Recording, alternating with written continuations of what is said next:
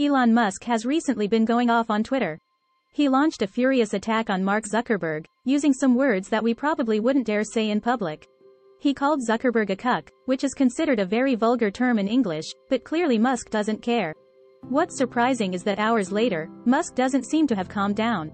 He fired shots at Zuckerberg again on Twitter, this time even challenging the length of Zuckerberg's manhood. I can only say that if this were a cocktail party, Musk just poured his cocktail on everyone's heads. It's truly unbelievable. This isn't just business competition between tech giants, it feels more like a fight on the playground during middle school. Really, I have a question. Can't we see some higher-level conflicts between these two, like, maybe they could decide whose company establishes the first headquarters on Mars, or who can solve the ethical dilemmas of AI first? No, their focus of dispute is, whose thing is bigger? That being said, these two big shots seem ready for a real boxing match in the UFC arena. But let me tell you, it might be the first boxing match ever conducted by two billionaires. Of course, we're all waiting to see if Musk will actually step down from the Twitter battlefield and throw a punch. Musk seems a bit unhappy lately because he just spent $4.4 billion buying Twitter, only to find it still struggling. You know, it's like buying a luxury sports car and then realizing it can only go 30 kilometers per hour. How frustrating. Then Zuckerberg shows up, launching a new social media product called Threads, which attracted 100 million users in just 5 days. That's like rubbing salt in Musk's already painful wound. Seeing this situation, Musk's lawyers sent a warning letter to Zuckerberg, claiming that they illegally used Twitter's trade secrets. Musk even wrote on Twitter, "Competition is fine, cheating is not." Of course, I completely agree with this point. Just don't forget, Mr. Musk, that next time you want to compare who's bigger, you might need to define what competition is, what's fine, and what's not. We've learned a lesson. Whether you're a billionaire or an ordinary person, you shouldn't compare lengths in public. The NATO summit is taking place in Lithuania, which sounds like a big deal, right? But do you know what their main decision was? They haven't decided yet. Yes, they stated in their communiqué that Ukraine needs to accelerate its NATO membership process, but they didn't provide a timeline. It's like your friend saying they'll pay you back but not giving you a repayment date, and they also tell you their wallet isn't ready to give you the money back. Then, they ask you to go shopping with them. Ukrainian President Zelensky is a bit frustrated. He said it's ridiculous, perhaps feeling like he's being dragged around the mall without being able to buy anything. What's going on here? He might say, I've been looking at all these shop windows with you for so long, can't you at least buy me an ice cream to taste? And President Biden, in an interview with CNN, said that Ukraine is not yet ready to join NATO. It's like telling a runner, I know you have your running shoes on and you've warmed up, but you're still not ready. You need to wait a bit longer, maybe run a few marathons first. And French President Macron is like an old man in the audience, standing by the track, holding a cruise missile, saying to Zelensky, here, take this, it will help you run faster.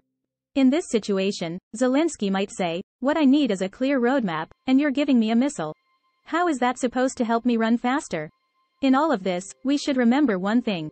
Politics is like a marathon. We may get tired, we may get exhausted, but we can't stop. Because even if you stop, the world will keep moving forward. So let's cheer each other on. Microsoft revealed shocking news on Tuesday evening. A Chinese hacker group managed to infiltrate the government's email system. They gained access to certain government email accounts, but don't worry, they didn't steal any classified information. I know you might be wondering, what did they steal? Who knows, maybe just a lunch order from a catering group or the sound of laughter from an official watching Tom and Jerry. You never know, that's the charm of the online world. According to Microsoft, approximately 25 organizations, including government agencies, were targeted by this Chinese hacker group. This makes me wonder, should we have a new Olympic event, hacking? I bet the Chinese team would definitely win the gold medal, considering they have proven their skills by breaching Microsoft's defenses and gaining access to government emails. And they didn't just steal an apple, they ate a whole cake and had a cup of tea before casually walking out, unnoticed. Of course, we shouldn't only focus on the hackers' impressive achievements, but also look at our government's response. A spokesperson from the White House stated that the assessment of this attack is still ongoing. I guess that's a standard government response, like when you ask your friend, have you finished your math homework? And they reply, assessment is ongoing. This raises a new question. How much hacking activity do we have to endure before taking action? Perhaps we need a superhero who can defend us against hacking attacks. I think they should have a cool name, like Email Man? So, to sum it up, if you're a government official, all you need to do is check your spam folder more often. Maybe you'll find an important warning from Microsoft there. And if you're a hacker, I just want to say, as a comedian, please don't hack me. I heard that Republican Congressman Jim Jordan proposed a new idea, moving the FBI headquarters to Huntsville, Alabama. I know what you're thinking, Huntsville? Yes, Huntsville, that city that only people from Alabama know where it is. He said this would allow the FBI to escape the political influence of Washington. But I think he just wants the FBI agents to enjoy some southern barbecue and sweet tea too. It's like moving a group of sushi lovers to the barbecue capital and hoping they won't miss the taste of those fish eyes. I guess those agents must be thinking, can we trade our handguns and sunglasses for fishing nets and straw hats? Or maybe they're wondering, can we use the transportation budget for this new headquarters to buy a pickup truck? But just imagine, the FBI in Alabama, what a sight that would be. We used to know the FBI as suit-wearing agents sitting in offices in Washington. If they moved to Alabama, would we see agents wearing bell-bottoms, playing guitars, discussing cases in a country bar? Or maybe they'd be deciphering codes while listening to country music? That would be quite an interesting sight. But it seems the FBI is not buying it. They say budget cuts could have adverse effects on the support they provide to the American people. They also mention several operational reasons to keep the headquarters in the Washington area. Can you imagine being in nuclear negotiations with North Korea and suddenly realizing your backup plan is a gas grill for barbecuing? So, it looks like the FBI wants to stay in Washington, enjoying their sushi instead of switching to Alabama barbecue. I can only say, good luck, Congressman Jordan. I think your proposal might need some seasoning, otherwise it might be hard to swallow. Let's talk about what's happening with the Chinese fast fashion brand Shein in the United States. If you haven't heard of Shein yet, you might be behind the times. It's a fast fashion brand from China that has become extremely popular worldwide, like a hit song climbing the charts. You know what? Shein has surpassed H&M and Zara to become the largest fast fashion brand in the United States. Upon hearing this, H&M and Zara must be shedding tears in the corner. To maintain their market position, Shein has started lobbying in the United States. This is not just a fast fashion war, it's a fashion political war. When it comes to Shein's lobbying efforts, I have to say that only the Chinese can intertwine shopping and politics so closely. This is true, shopping is voting. And Shein has not only hired 8 well-connected lobbyists, including Benjamin Quayle, the son of former Vice President Dan Quayle. Talk about a luxury lobbying team. You see, they even bring a sense of family business to their lobbying. Interestingly, Shein's efforts haven't made everyone willingly open their wallets. There is even a group of people who have created an organization called Close Shein, claiming to raise awareness of the dangers and condemnable actions of Shein. Well, it seems like in Washington, Shein's fashion war is like a real-life Game of Thrones. I can only say, winter is coming, Shein. Furthermore, Shein is planning to emulate the sales model of the American Amazon.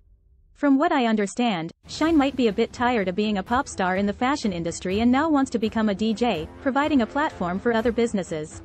I'm just a bit concerned, will Shein start selling vacuum cleaners and rice cookers like Amazon? Overall, whether in the fashion industry or in Washington, Shein has shown a strong presence. Perhaps one day, we will see the son of a vice president walking the runway for Shein in front of the Capitol, while members of the Close Shein organization sing protest songs on the sidelines. Seeing all of this, I can only say that the fashion industry is more exciting than any TV show. North Korea has issued 3 statements expressing condemnation. Kim Yo-jong warned that the United States flying over North Korea's exclusive economic zone would violate its sovereignty and could lead to a serious incident. Currently, the South Korean president is attending the NATO summit, and the United States plans to send a nuclear submarine to visit South Korea for the first time in 40 years. Kim Yo-jong, the sister and spokesperson of North Korean leader Kim Jong-un, also stated that the U.S. reconnaissance aircraft flying over their exclusive economic zone seriously violated North Korea's sovereignty and security. She warned that if this illegal intrusion continues, shocking or serious incidents may occur. In 1969, North Korea shot down a U.S. reconnaissance plane, resulting in the death of all 31 people on board. On the 10th and 11th, Kim Yo-jong, the Vice Department Director of the Workers' Party of Korea, made consecutive statements about the flight activities of the U.S. reconnaissance aircraft stationed in South Korea, referring to South Korea as the Republic of Korea. Previously, North Korea usually referred to it as South Korea and sometimes used terms like puppet regime to denigrate it.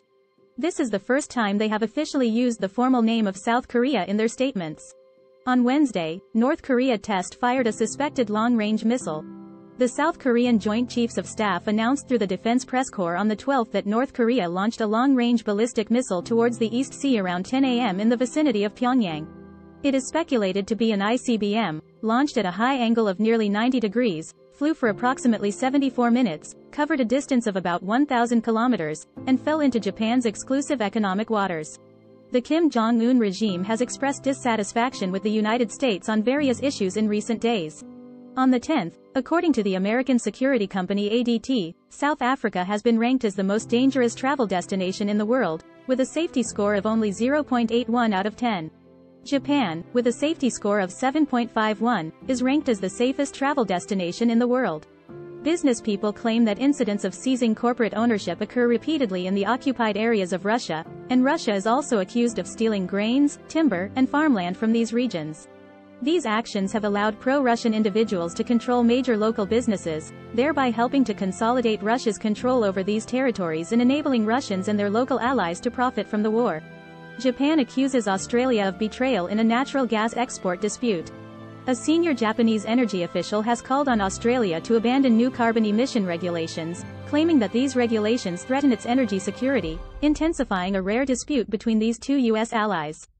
Foxconn, a subsidiary of Hyundai Technology Group, has withdrawn from a $19.5 billion investment project with Indian oil giant Vedanta, which was supposed to build a chip manufacturing plant in India. India's Minister of Electronics and Information Technology, Ravi Shankar Prasad, stated that the semiconductor joint venture worth billions of dollars between Foxconn and Indian resource giant Vedanta was terminated due to internal issues. Foxconn stated on Tuesday that it is confident in its plans to promote the development of the local chip industry in India and is actively seeking new partners. A federal judge in the United States ruled on Tuesday that Microsoft can proceed with its $75 billion acquisition of Activision Blizzard, dealing a significant blow to the Biden administration's efforts to control large-scale mergers. The Federal Reserve has raised interest rates at the fastest pace since the 1980s. Some on Wall Street believe there is still a long way to go. A new measurement tool from the Federal Reserve Bank of Cleveland shows that expectations for U.S. inflation over the next 5 years have fallen to around 2% after soaring last year. Hello everyone, I'm your news anchor Yali, providing you with a one-stop service for global news every day. Feel free to leave comments in the comment section, and we will carefully read and respond to your comments. Remember to like, share, and subscribe to our channel. See you in the next episode. Take care everyone.